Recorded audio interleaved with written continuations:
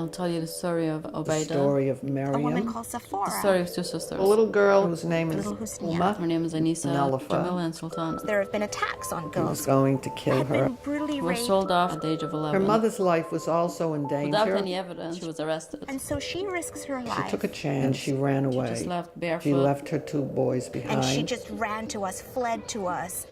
One story that always is forefront in my mind is little Husnia. She was only 5. She had been raped in her village in the north of Afghanistan. Her father, who is a very, very poor man, he just picked her up and got on a bus and came all the way in tattered clothes to our Kabul Family Guidance Center. We kept her in our shelter and we put her in school. Our lawyers fought the case and the rapist was put behind bars. This was something that he, as a father, had to do, and he would not rest until justice was done for Husnia. Most people who live in Afghanistan have only known war and destruction. Men who were probably born at a time of war, they grew up at a time of war. They know nothing else except war.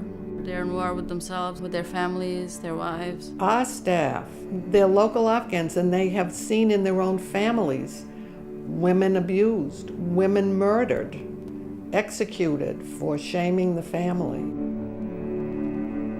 There aren't enough human rights organizations in Afghanistan. We're important because we're frontline workers. All the staff, men and women, are literally risking their lives to do this work, and they do it anyway. We go out into the countryside, we go into schools, we go into villages to raise awareness about women's rights and to tell women where we are and how they can get to us and what we can do for them. We have kept them from prison. We have saved them from forced marriages. We've saved them from underage marriages. We've persuaded their families to let them go to school. We've saved them from being trafficked.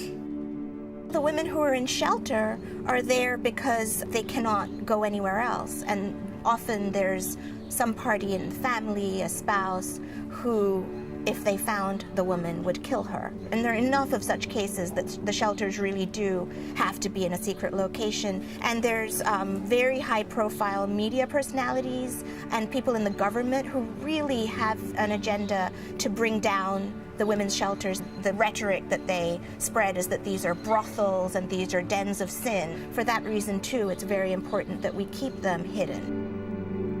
Besides the shelters, we have children's support centers.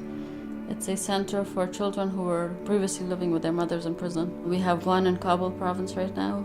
We're planning to open 2 more this year. We have about 48 children between the ages of 5 and 16. Some of the children had never seen the outside world. They were born in prison, they grew up in prison. In the community in Queens where we work, which is the concentration of Afghans in New York, the usual issues of women's rights abuses which we see in Afghanistan definitely exist here. Some of them are being forced into marriages. Girls are being taken out of school, sent to Pakistan to get married. Domestic violence is a big issue in the community. We wanted to build a program to help the women in our own communities. We have examples of families, fathers, husbands, brothers, who risk their lives to save the lives of others. Our organizational story has been one of many people against all odds standing up and championing women's rights, both in Queens and in Afghanistan. I want Americans to know that there's hope in Afghanistan. Achievement is being made. It's not a lost cause. We want everybody to have patience with Afghanistan.